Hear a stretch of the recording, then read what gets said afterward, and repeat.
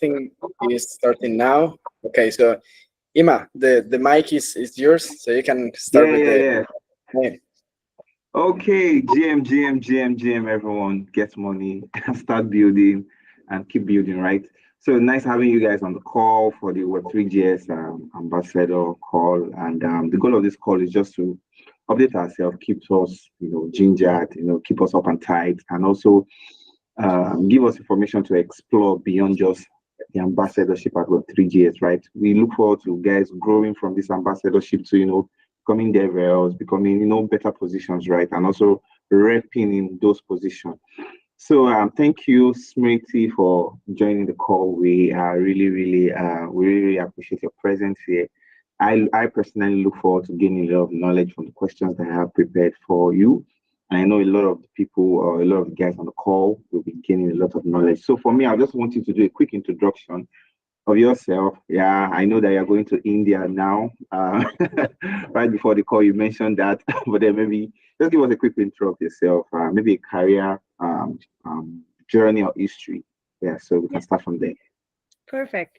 So, as you know, my name is Smriti. I'm originally from India, and then I moved to Dublin roughly like 7 years ago to do my master's degree here, and that was about the time when I got my first opportunity to work with Web3 as well. So, a bit of background, like I come from a traditional software development background. So I was working with Tata Consultancy Services in India for almost 3 years before moving to Dublin.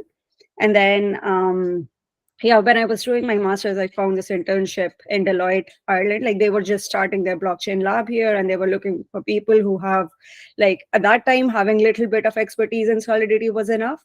And yeah, for me, it was like I come from, as I mentioned, that I'm from India, and then back in the day, I think in 2016 when Bitcoin was like booming in the country, the government made a law that dealing with cryptocurrency was banned at the moment.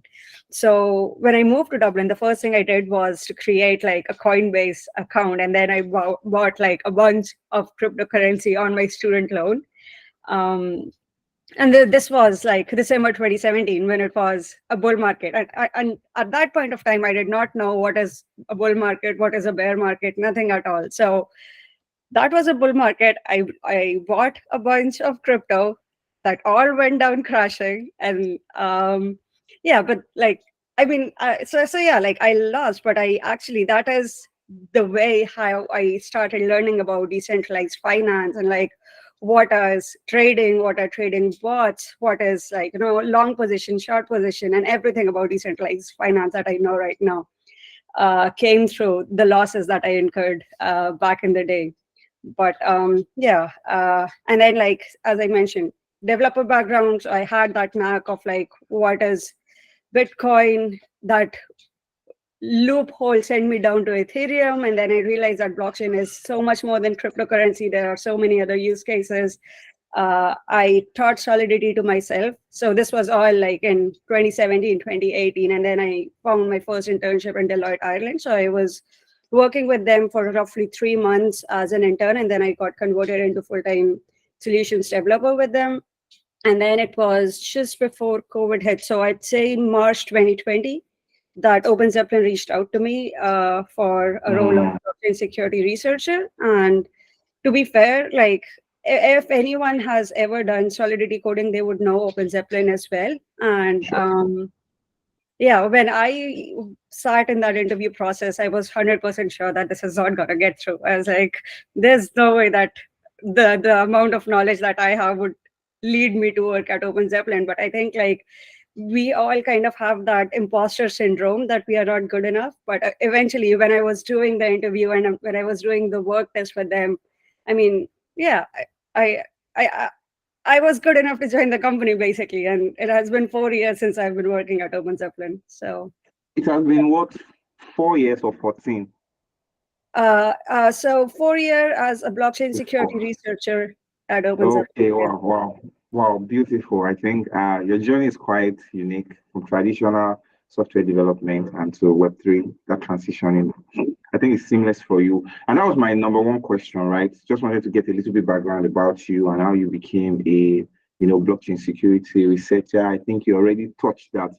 So now, for personally, as a beginner, I'm not a blockchain security researcher, right?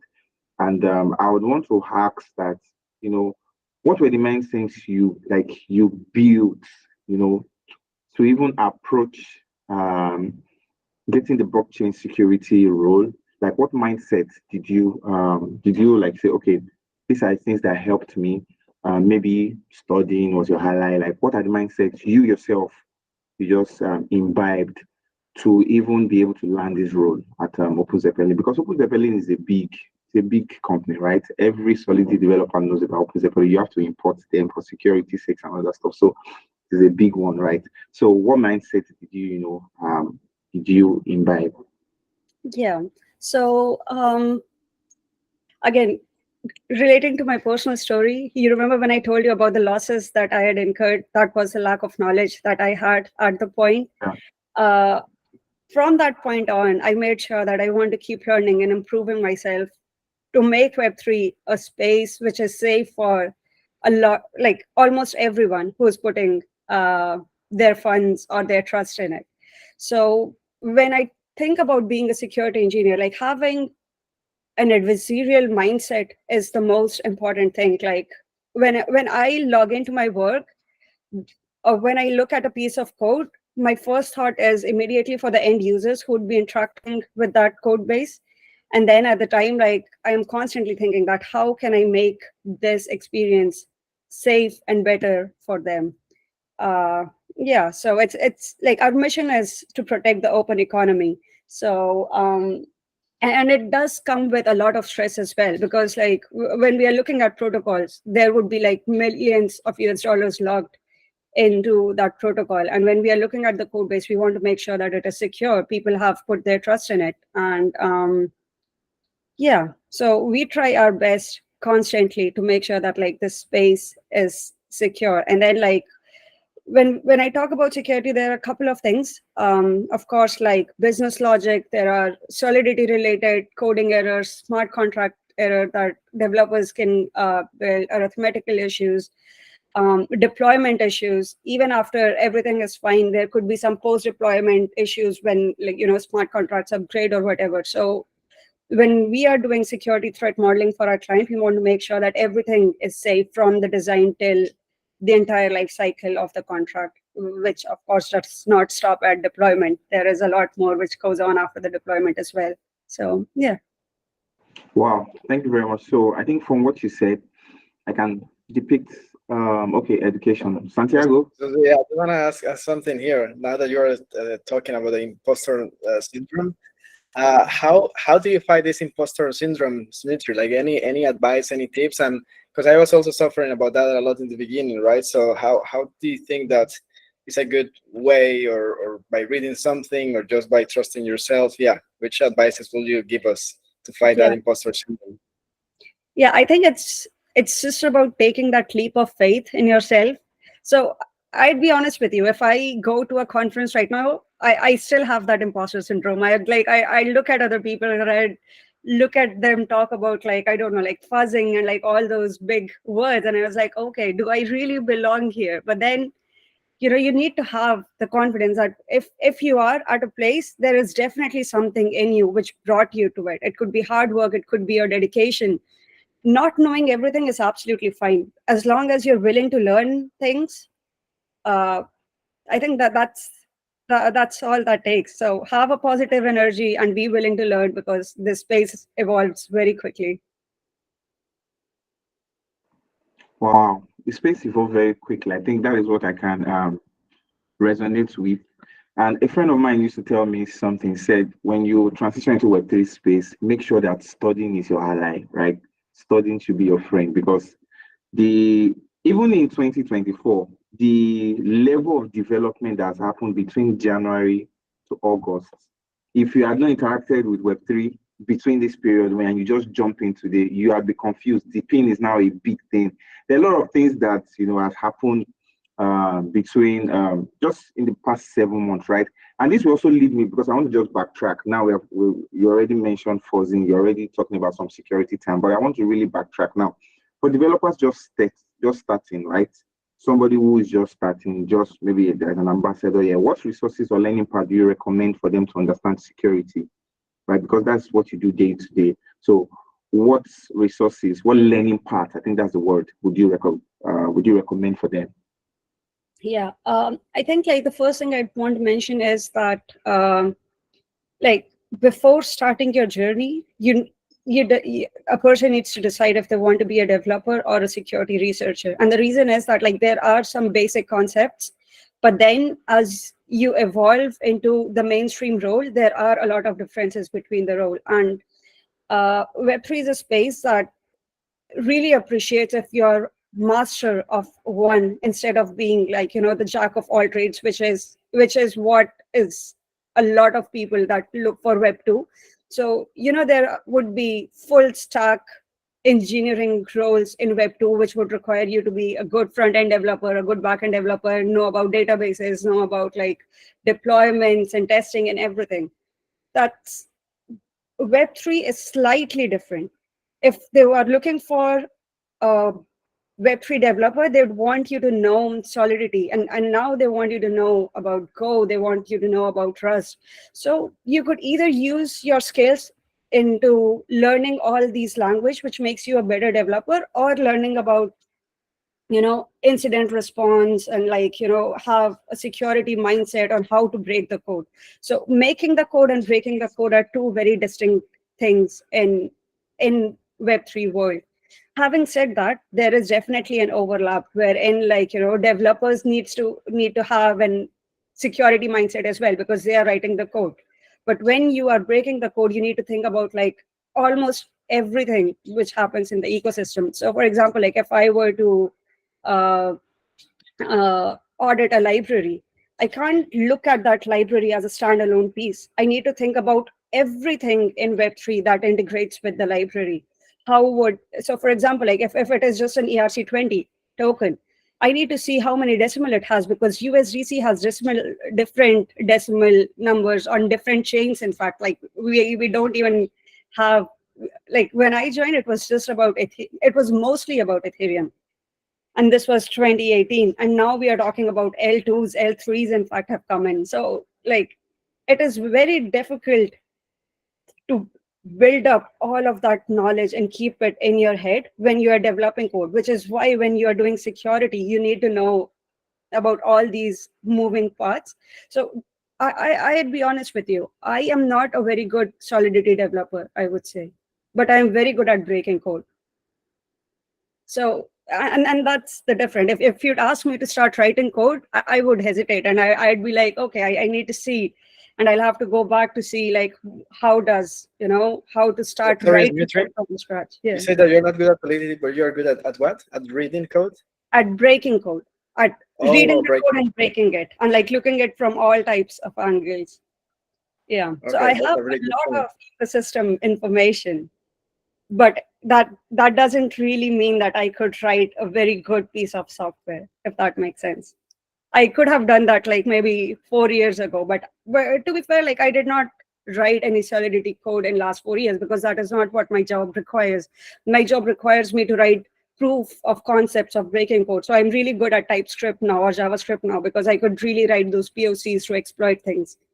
So yeah, coming back to Okay. yeah. Okay, so for me, right, I just want you to, I know you have linked a lot of things, right? So just make it a roadmap, like a structured roadmap. So you're saying, for a developer who is good in JavaScript, TypeScript, that's very good. Have a little bit knowledge about Solidity, or a solid knowledge about Solidity, right? Then from Solidity, just give us dash roadmaps that lead you to become a blockchain security researcher, right? Yeah. So sorry, I think I want to take a step back and mention that I'm not good at coding at Solidity, but I'm still pretty good at understanding Solidity, both low level and high level. So assembly, code With the language. diploma, Yeah. Yeah. So it's just that I might not be like, it's not that I cannot write a piece of code at all, but I might take a longer time than a developer to write a small piece of code, because I'm just rusty in that. But yeah, I mean, if someone has to start, of course, like,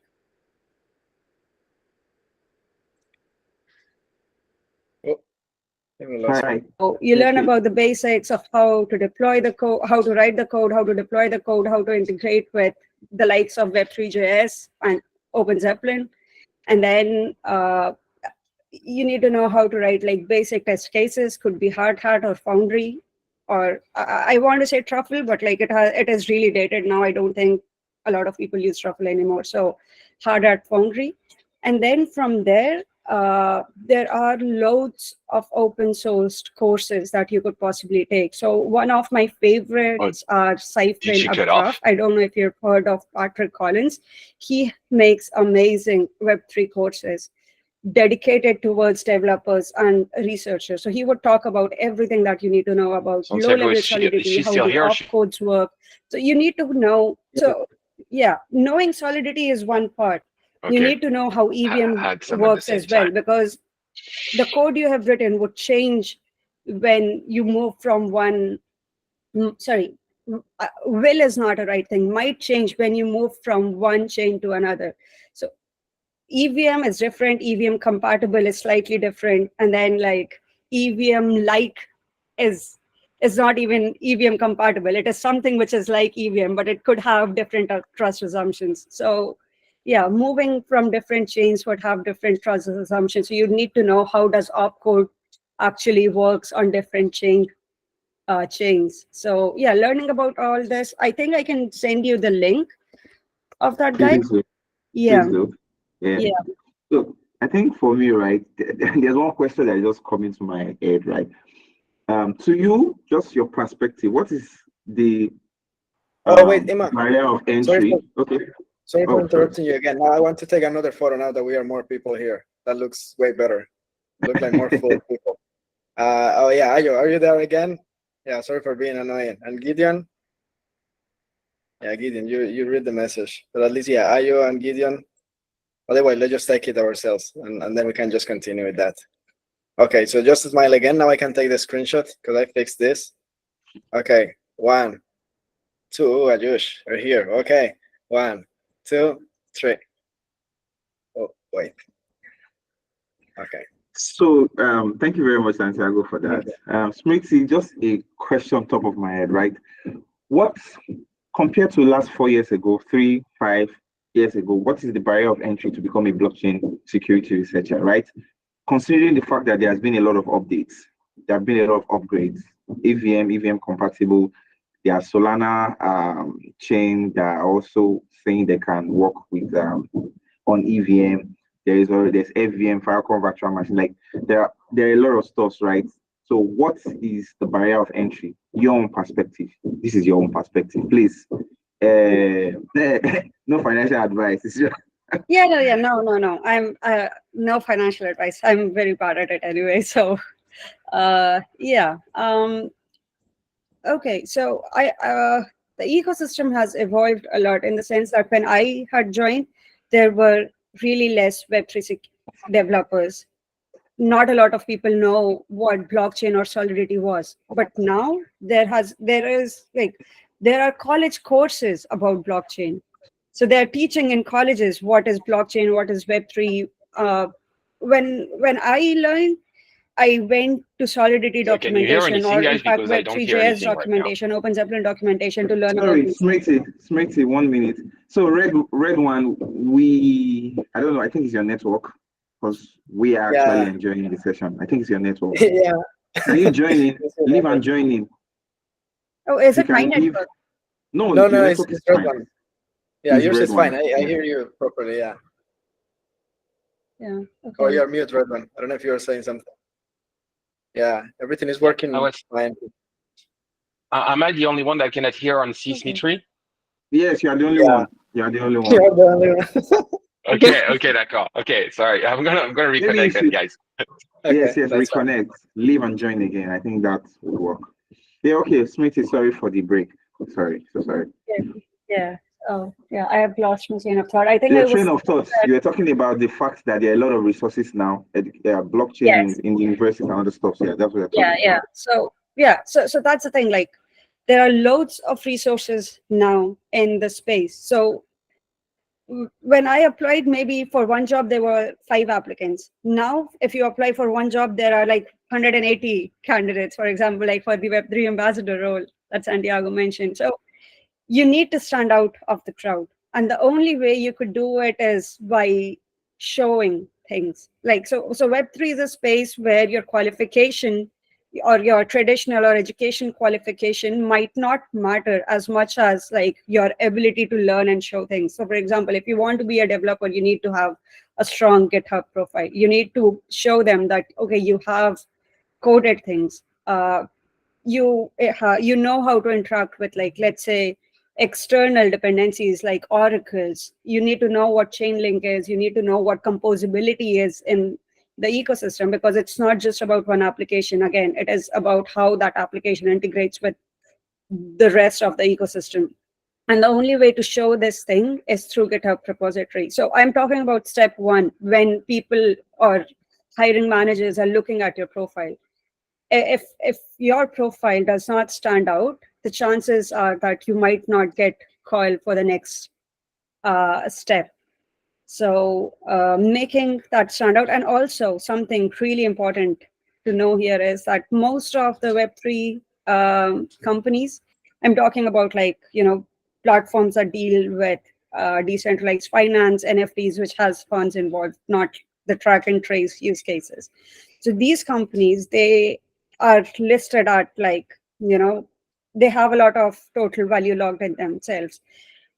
So for them to trust you, you need to show that, like, you are capable enough to be trusted. And again, that is the only way that you could show that in your profile is through your experience. So experience as in, like, even if you don't have a job, you need to tell them that you are really committed to the company with your resume. First of all, I think, like, really silly mistake that people make is that, for example, like, OpenZeppelin is one word. So it's OpenZeppelin, not a space in between. But when we are receiving resumes and cover letters, we would look for some such small details, because if someone is not paying close attention to detail, this is how we would know. Misspelling the company's name, misspelling the hiring manager's name, it's like, it's a big red flag right at the point. Same goes on for, like, we live in a digital world, so do your research before applying for a job. It's not like you don't have to blindly apply everywhere. You need to pick what roles fit best for your profile. Go to LinkedIn, read about the people in the team, try to reach out to them on LinkedIn or other meetups or whatever way. So I'd say that social connection go forward a long, really, really long way. So having those kind of social connections are really important as well. So Amazing. Yeah, thank you. Now I will take the lead because Ima has to go to university to give a talk. So yeah, now you mentioned this social connection. Thanks to that social connection, like, we are all here together today, right? So that's really important part. And something that you mentioned about the misspelling when you apply for companies, like, I don't even, like, judge people, because I was doing the same. When I was applying, I applied to 100 jobs at the same time to see which one just gave me the first interview. Because at the end of the day, it's hard. You can put a lot of work into one interview or one application, but then nothing happens. So sometimes it's just better to apply to 50 and maybe one will get back, right? Okay, I will still, like, tell you the questions from the ambassadors. Oh yeah, sorry, Bruno. I just want to say something. It is fine to apply for 50, but you need to make sure that, like, when you're applying for that 50, you give all 50 of them equal amount of attention. Makes sense. Makes sense. Then yeah, will be a lot of attention for 50. But yeah, makes sense. Right, one? Yeah, so, like, I just want to jump in here because as a hiring manager and someone that hiring people for the last couple of years, I would say what Smitri is Smitri, yeah, sorry, Yeah. I think that what she's saying is, like, it's important. The first impression is always the best one you can do, and you only have one opportunity to do one. And I think doing diligently, proofreading, you have AI, you have so many tools, and showing, because, like, if you comment there is some little, like, mistake, it's already, like, a stain on, like, the quality of the work you're gonna do. Like, how is your PR is gonna be? how is you look the code you're going to provide, like how like very diligent and precise in the work that you do, like it's going to be. And so that's really like the first moment that you show your brand and you show your personality. And so I think it's definitely very important. It's very, very cheap. It doesn't cost a lot. It doesn't cost a lot to be diligent in the way you address, to be precise in your communication, to be careful about all the details. I can tell you, especially in the North American culture of working, this is extremely important. It was the same when I was working in France, and the same in the US. Like those things matters because they show like how like people they're gonna really throw you out the bin immediately. And so, especially in a very more and more competitive industry like this, those are like I think excellent advice for you, and I think in general in your professional career. And that's it. Abaka. Okay, yeah, thank you, Redmond, for that. Coming back to the same thing that you were speaking about, kind of building your portfolio, I have like a more specific question.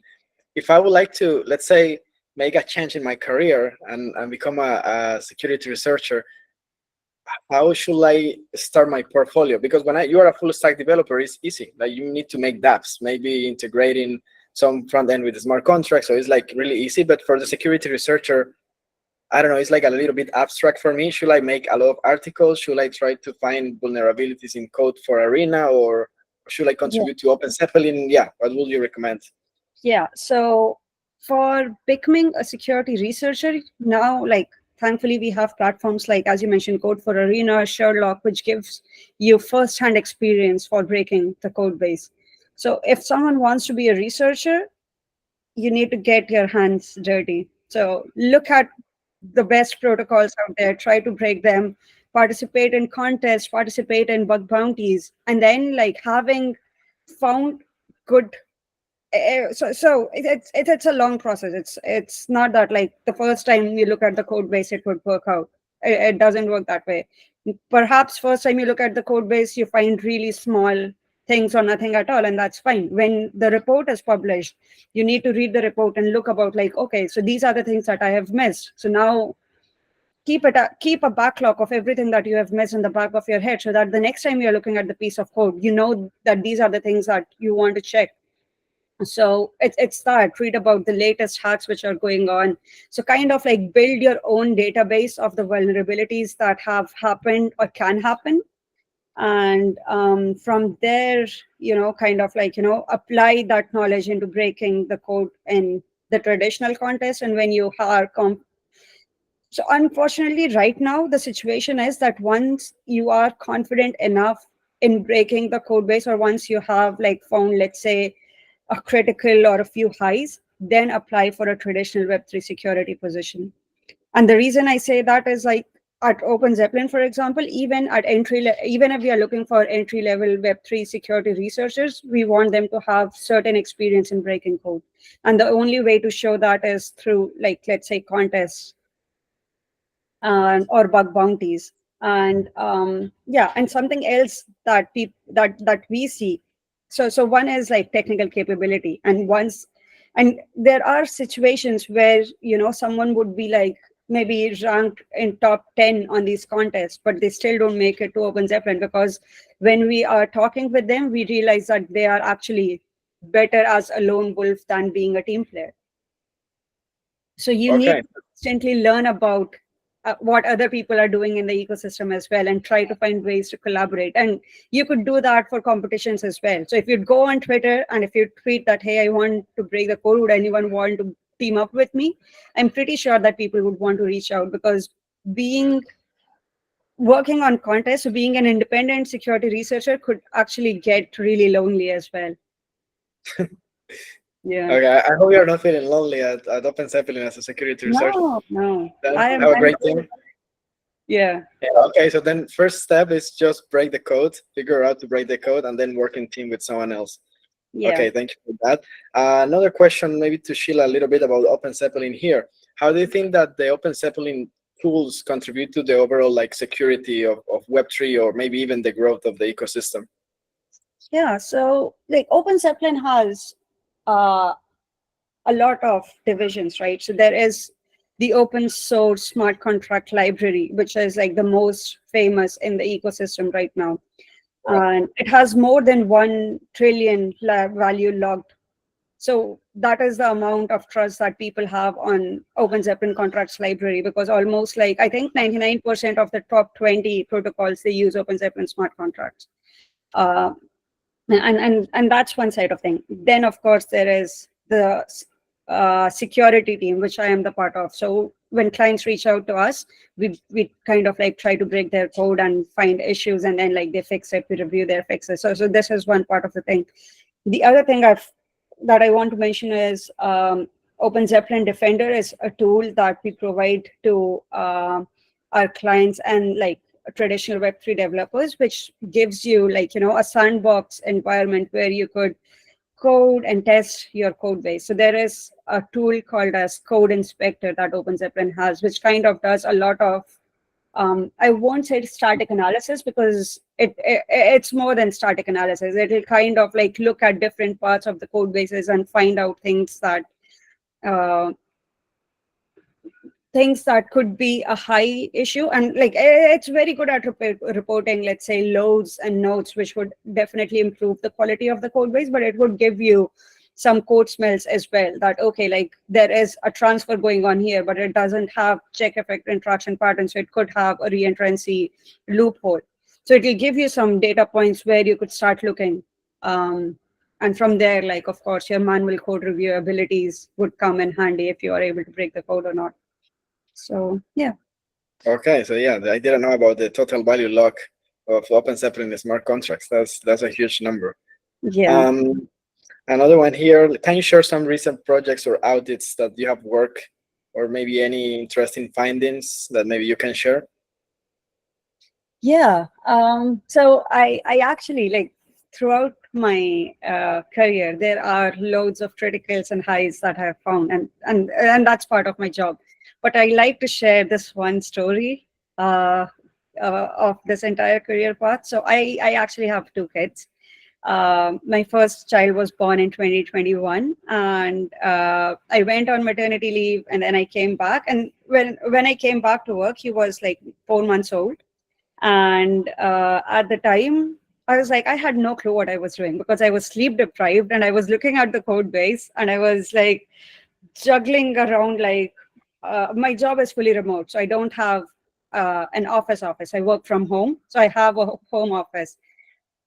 So yeah, I was working from home with a baby full time, and it was around 3 a.m. in the morning, that like after like his night feed and settling him back to bed, I thought that maybe I'll just log in and look at the code base that I was auditing at the moment.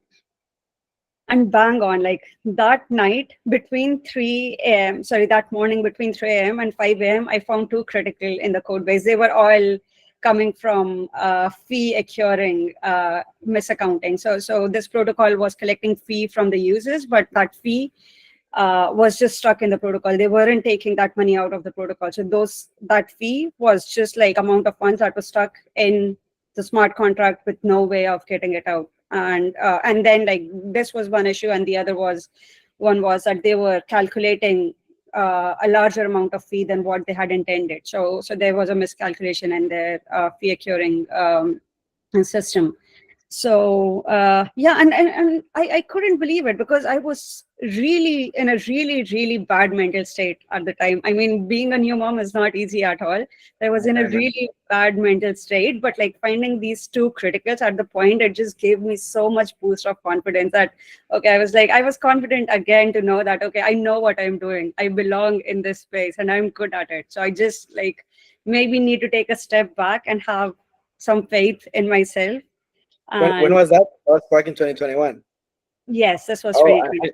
And you just joined OpenZeppelin at 2020 or 2021. So you were kind of yeah, I was a newbie. Yes. So yeah, to be fair, like I think it was roughly 7-8 months, and then I went starting at OpenZeppelin, and then I went on maternity for 4 months, and then I came back. So I was still pretty new.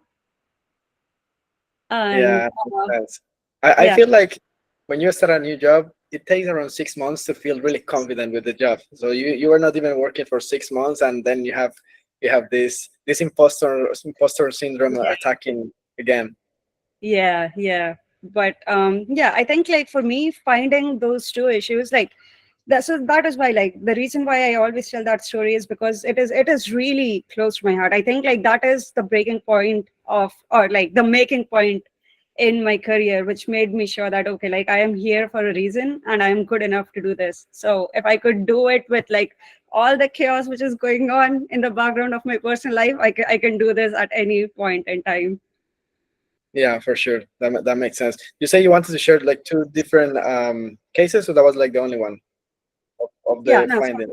Sorry. So this was the only thing where I found two criticals Oh, the in. two issues Yeah, on that one. Oh, okay, yeah, makes sense.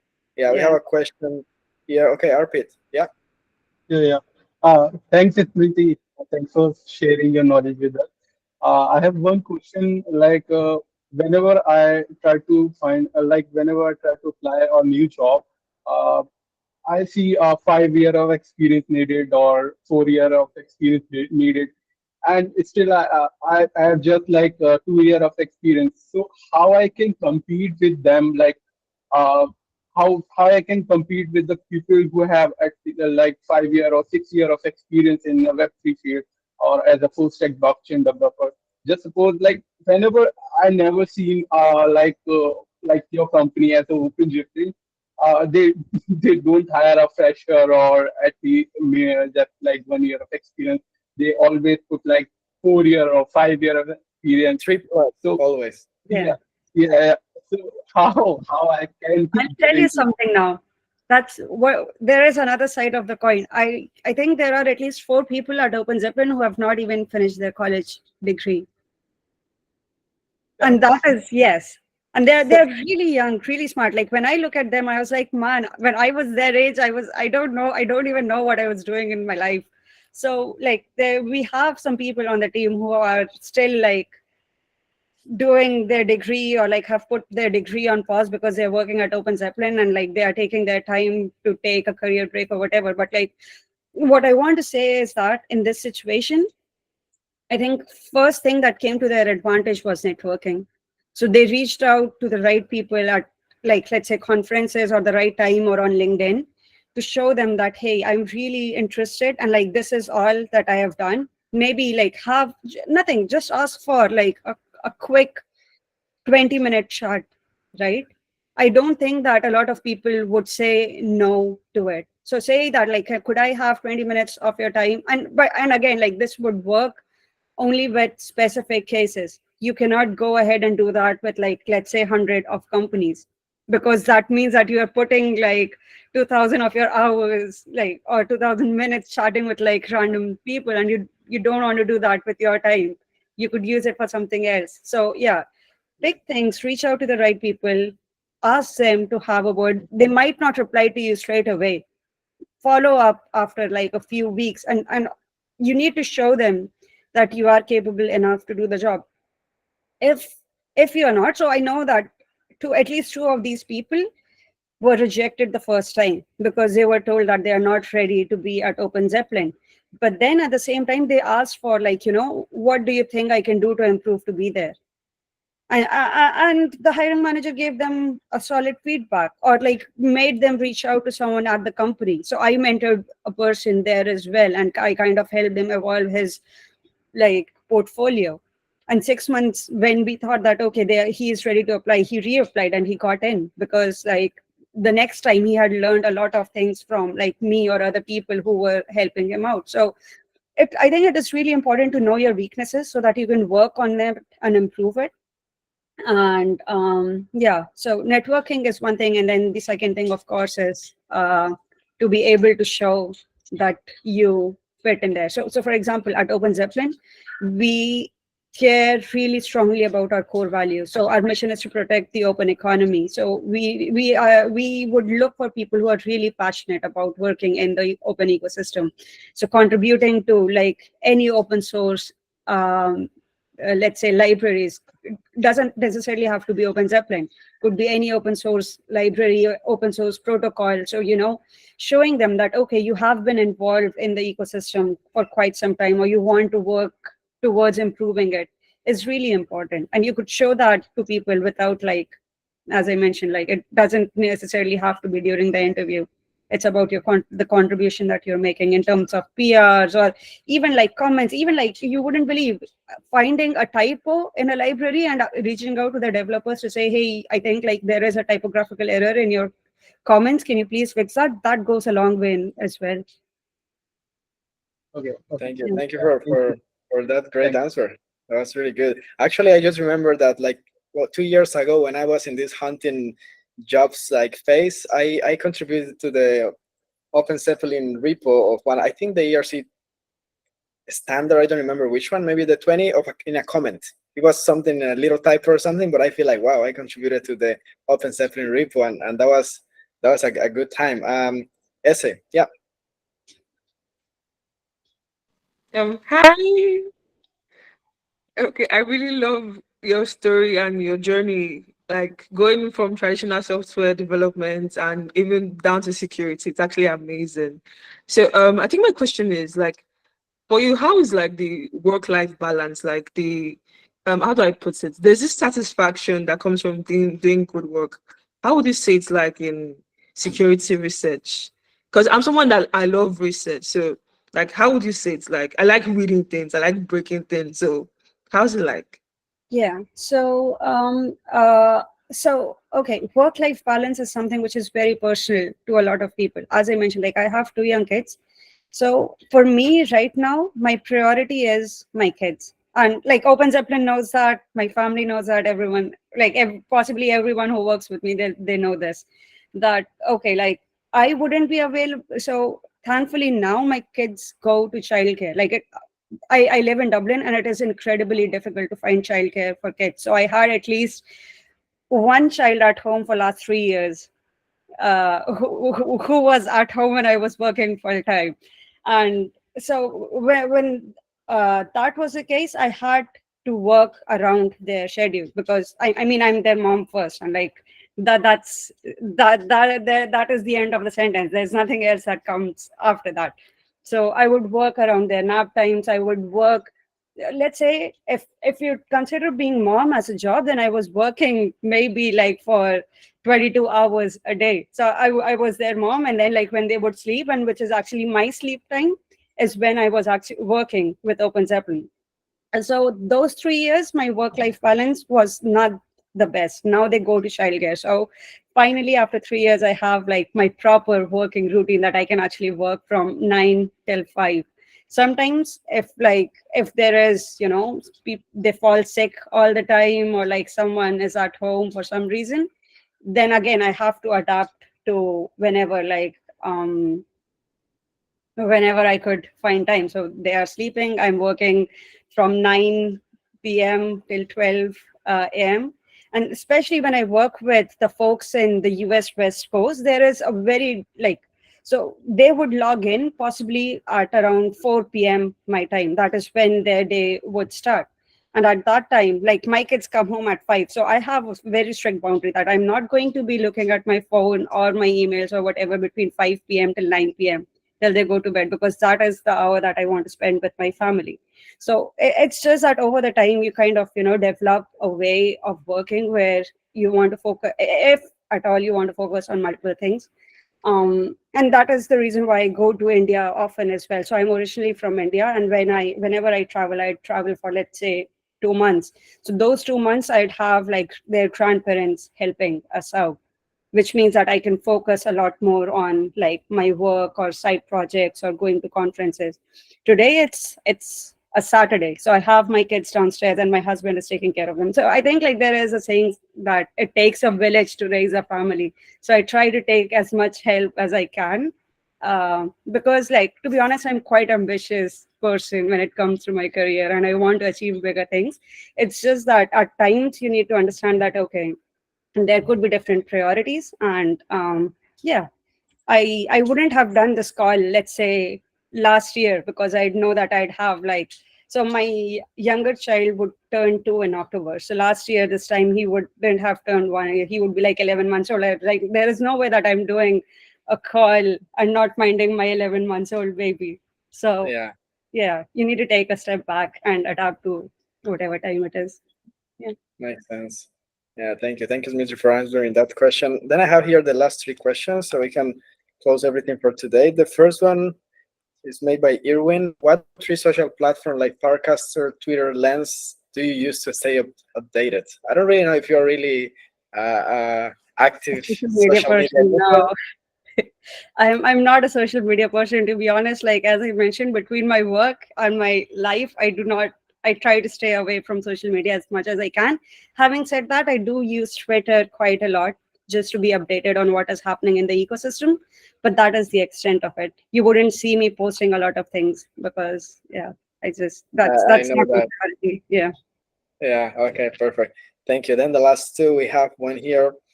Could you walk us through a typical day in your role and in OpenZeppelin? What are the different like tasks that you do? Do you have a different meetings, or are you just reviewing code the whole time? Yeah. So, like week to week, my days could look different. So usually Wednesday is when I would have most of my meetings, and I kind of try to do this that I try to bundle up most of the meetings the same day. So I know that like, okay, that is the day where I wouldn't have any more distraction for the rest of the week. So I have most of my meetings on Wednesday, and Wednesday because that is when we have our internal team meeting. So that, or if I want to have one-on-ones or anything, so I try to keep everything the same day during. So okay, let me take a step back. My job has two facets. One is auditing and one is research. So when I'm auditing, I'm looking at the code base.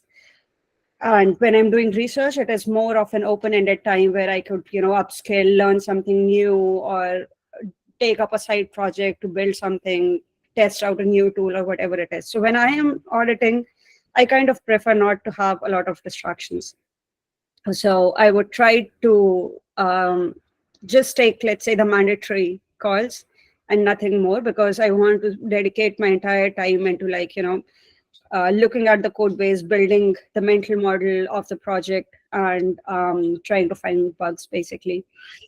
When I'm research, I'm actually a very social person and I love talking to other people. So when I am on research time, I'll try to make sure that I schedule at least one-on-one of like OpenZeppelin has over 100 people now, so I cannot like have one-on-one with 100 people, but at least I try to make sure that I have regular one-on-one with everyone in my team. So I think my team has around 25 to 30 people right now.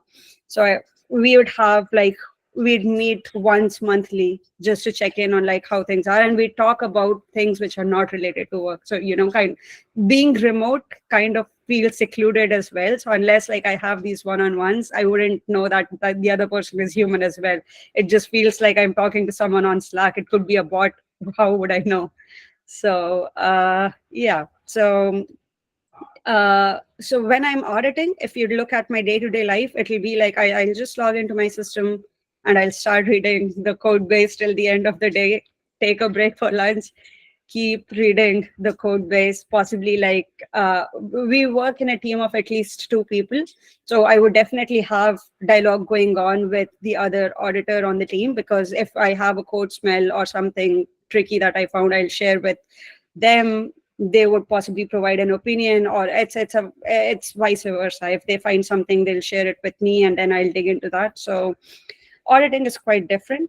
The day for auditing is quite different, but when you talk about research, then it'll be like it is more chilled out. So I'd like possibly take my time, talk to a bunch of people, kind of learn about what is going on in the ecosystem. So that is where I'd be on Twitter, kind of reading through like the hacks or like the postmortems of the hacks, uh, possibly watch videos. So for example, audit is really time boxed. So it's like, you possibly have 2 weeks to look at a code base, and you might not necessarily. So if that code base introduces a new idea, you would have enough time to maybe understand that idea, but you cannot do a proper research about what that EIP, for example, mean.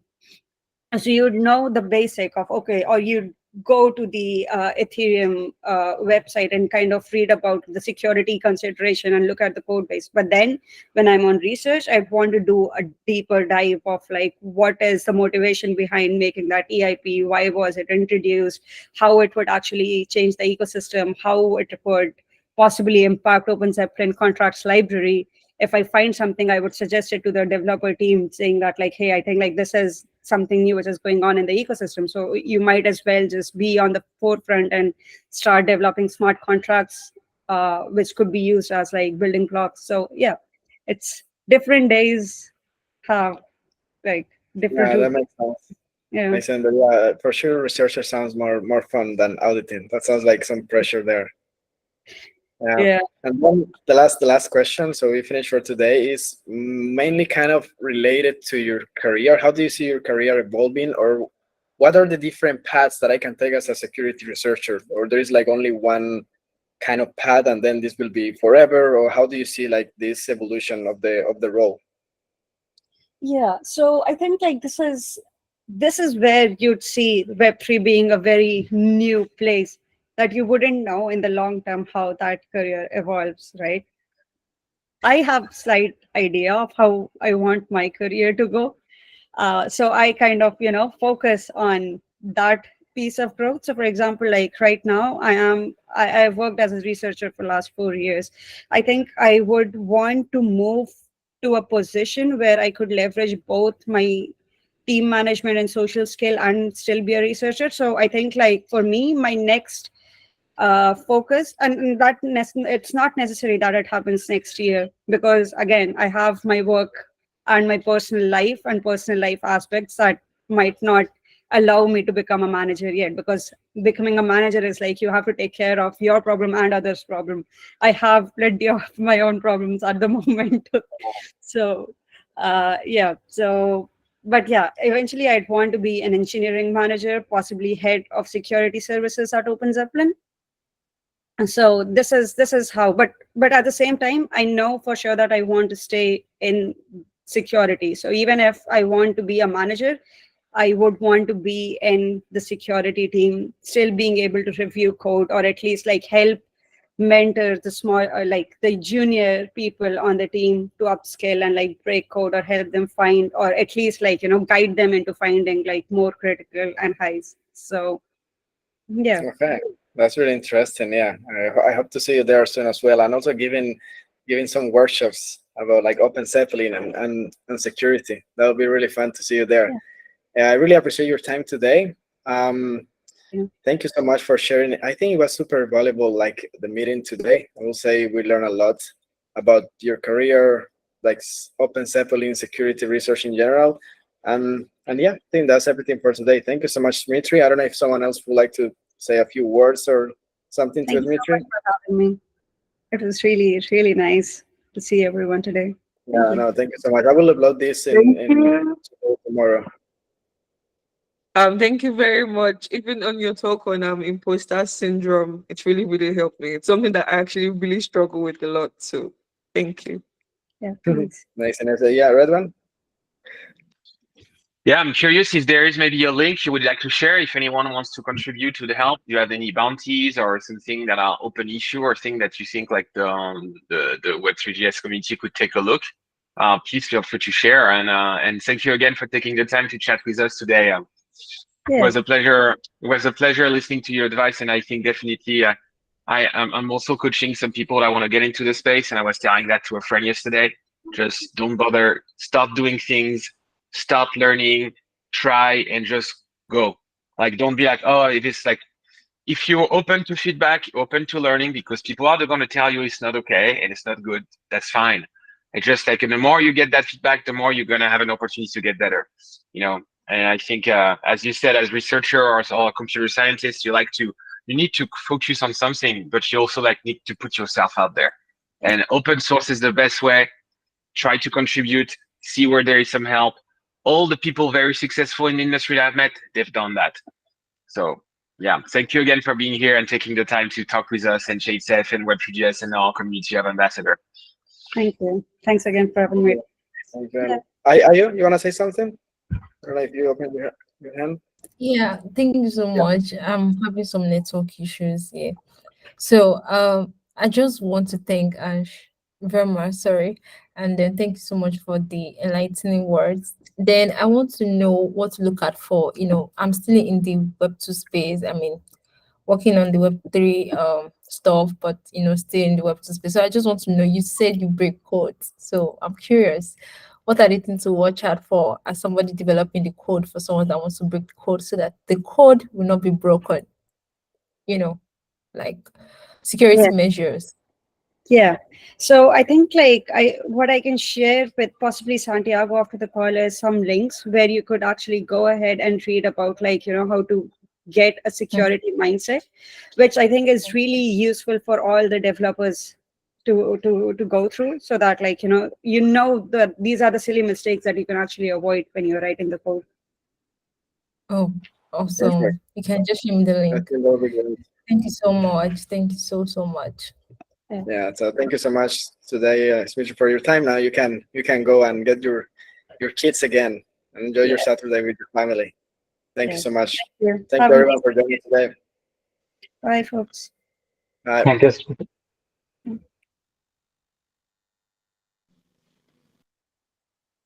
Hi, everyone. Bye bye.